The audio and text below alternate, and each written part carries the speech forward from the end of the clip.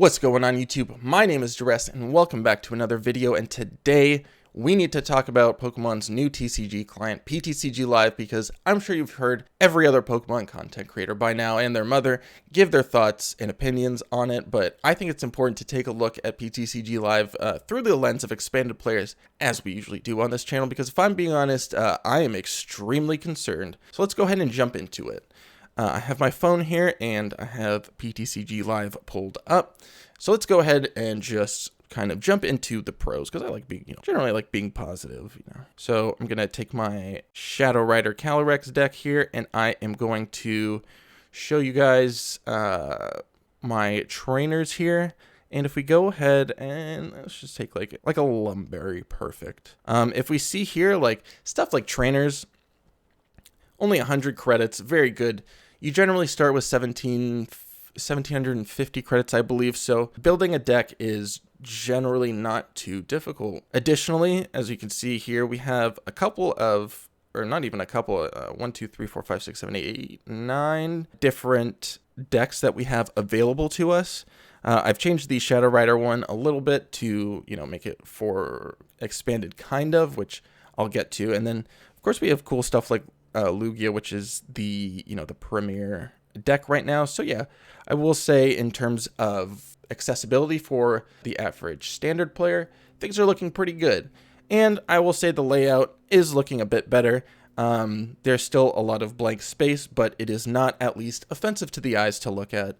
The deck lists look pretty okay, and you are able to at least pull up everything in one view. So yeah, it's not perfect in terms of layout and UI and whatnot, but it's still pretty solid. So now I have to go ahead and talk about what is wrong with this client. And through the lens of the expanded player, it is almost everything. So first off, there is no ranked expanded. If you go to the ranked section here, it doesn't let you switch between anything. And if you click this thing, it just gives you your little player profile. So that was very disappointing to see right off the bat. But it doesn't stop there. Of course, there are many bugs in PTCG Live. We have Forest Seal Stone and Rugged Helmet currently banned due to being bugged. For the longest time, Alessa's Sparkle was bugged, and these bugs don't seem to be fixed terribly fast. Or at least, it seems to be slow enough that they have to give you a notification in the client that these cards are banned. Another issue is that, of course, as expanded players, we have a much wider card pool. This means we are going to be finding much more bugs, right? If we are going back to black and white, we have about 4 times the amount of cards to see what gets bugged, which means many more interactions that could potentially, break the client, break the game in some way, which is a concern. I will say, though, however, it is not nearly as concerning as the fact that if you go over to stuff like the trainer section and you filter it to all, and then we go to X and Y and black and white. If you notice here, all of the cards that are available are all cards that have been reprinted in either Sword and Shield or Sun and Moon, but I believe, no. Yeah, or Sun and Moon, because Max Potion is there. So that means there is no Colress. That means there is no Trainer's Mail, and that means there is no BS Seekers. That is completely unacceptable to offer this on the client as expanded and not have X and Y in black and white. It is absolutely insulting to expanded players, and it needs to be fixed if you are going to continue offering expanded on the platform. Additionally, if we go to something like so if we have something like this Dragonite, right? So Dragonite V, I believe the main Dragonite V, right? Like the basic version was put in a box. So it's technically a promo. So the most quote unquote basic version that you can get of a Dragonite V is this full art guy, which is 1,250 credits. So if you want to buy 2 or 3 Dragonites for your ADP Dragonites, that's going to be, well, I'm not going to do the math there, but you get the point. It's extremely expensive. To buy 3 of them would be more than that Mew like VMAX battle deck here in the shop. And I will say they give you a lot of fantastic options in the shop. This gets me to my next point. There are a lot of cool bundles in the shop, like these Palkias, the Palkia Premium Collection, or this Mew VMAX Battle League deck.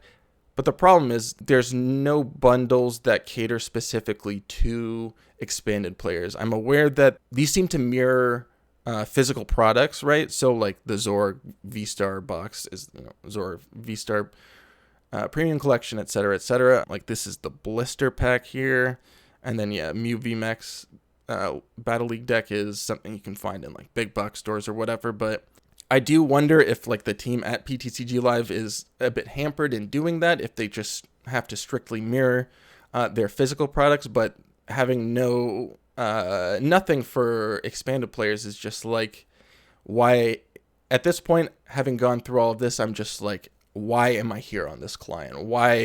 What is the point of playing this rather than playing online, where I've had my collection for 6 or 7 years? It simply does not make sense. Additionally, and we have to get into this is going to get into Magic the Gathering as well, there is the whole, what I would say, issue and concern of the grass is greener on the other side. Magic the Gathering has gone through a similar journey with MTGO, Magic the Gathering Online, and MTGA, Magic the Gathering Arena, and it has been a very, very mixed bag. To give you a quick breakdown, MTGO structured fairly similar to PTCGO. MTGA, Magic Arena, is fairly similar to PTCG Live. The big differences are that with Magic Online, you can directly put money into the client, as well as Magic the Gathering Arena. However, with Magic the Gathering Arena, you cannot trade the cards, and they don't have any sort of financial value. Magic the Gathering Online does. They have bots that you can buy from. Those prices change daily, I believe hourly actually. And you can actually own a digital collection. What you can also do on Magic the Gathering Online, which has brought a lot of people back to Magic the Gathering Online from Arena, is the fact that Magic Online has rental accounts where you pay, say, $5-10 a week, and you have access to whatever you need in the client. Of course, you can rent out only a certain amount based on the value of the cards, but you can basically play anything you want. Of course, they have maximums, but you're generally not going to reach them unless there's severe price issues with sets coming out, but it's generally a very, very good system. And my point with all of this is there would not be this issue of switching from PTCGO to PTCG Live if there was access to these rental accounts in Pokemon. I don't think people are terribly into this new client, but also I don't think people would be terribly opposed to the ridiculous bottleneck that happens at the beginning of a set where packs cost for 50, it costs $40 or something, and then after a week it goes down to 20 or 15 or whatever, on sites where you can buy codes, and then Lugias are just 40 or 30 packs right out the gate. If we had rental accounts, that would definitely negate this issue, I think. Or maybe not fully, but it would do a good part in blunting the issue. However, of course, Pokemon is not going to really do that. Even the whole pack trading thing is I'm sure something Pokemon is really trying to move away from, as we can see with this client. So the fact that that is out of the question kind of, rules this whole sphere of rental accounts out of the picture. But a lot of people will never switch over from MTGO to MTGA because of how financially predatory it is. Luckily for Pokemon doesn't have to worry about that. But I will say, the fact that you cannot put any money into PTCG Live is kind of a concern to me. Money is a pretty good motivator to make things better, and when you can't make money from a game, I have a hard time believing that you are going to do what's necessary to keep not even just keep it updated, make the changes or the additions, I should say, that we already need, because there's so much missing. We are missing almost as many cards as we have in the expanded format. And there just needs to be more done. I really don't know what else to say, because I don't want to get like too negative on it because, you know, I love Pokemon and I love expanded Pokemon, but it's very clear that, I mean, even a lot of the parts of like the standard gameplay experience is just not very great on PTCG Live.